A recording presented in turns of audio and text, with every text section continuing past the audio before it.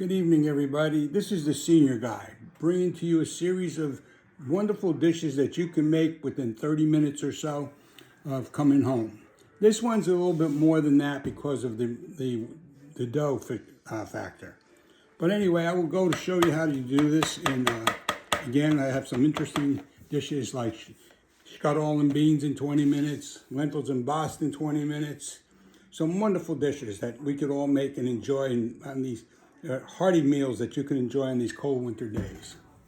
First and foremost, what we're going to do, we use really good ricotta. We use the Calzone, and for my case, I buy the part skim. But we start with that after we had stretched the dough, and you put in a generous amount. Make sure you mix it up good so that it comes out real nice and the texture is not nice. Because sometimes when you have it in the refrigerator too long, it has a tendency to settle, and you wind up getting some water on top of it. Like I said, nice healthy servings of it. You put it in about the middle of the dough, and for convenience sake, I use an ice cream scoop.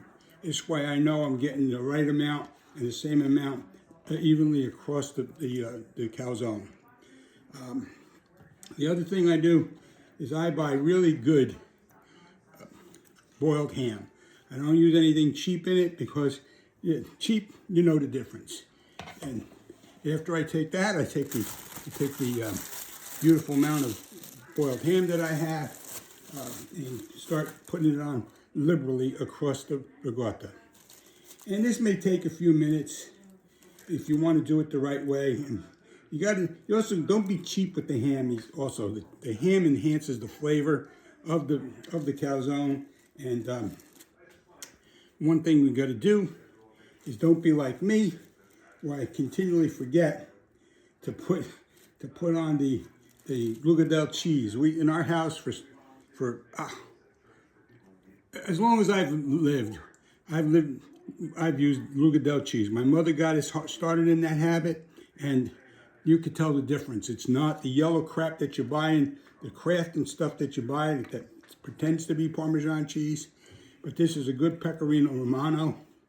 I'm not going to say others aren't as good, but this is what we prefer. So after I put a nice liberal amount of cheese, a nice amount of ham, I top it off with some nice mozzarella.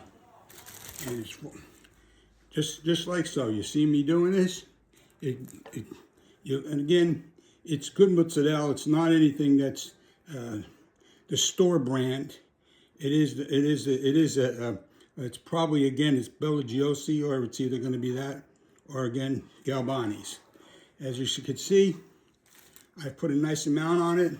Now comes the difficult part for me. The part of folding the dough over. My dad was a great baker. I do not follow in those footsteps. It's just the way it is. He's very good at it. He was known as Sam the Baker throughout Newark, New Jersey, where we grew up. And he was in high demand because not only was he good at baking, he was also fast. And he can make his hands sing like a piano player or somebody like that. And after I do that, what I'll do is I'll take a pizza knife, and then I just cut off the excess dough. It's better to do it that way because you don't want something interfering in it. I've got the oven on at 500 degrees, and so it should cook this in a fairly decent amount of time. Right now, like I said, it's going in the oven. It's all, you take it like you would if you were making homemade raviolis, but God forbid nobody does that anymore. But anyway, again, it'll go in the oven for about 15 minutes, 10 to 15 minutes. Set the timer, if you could hear me.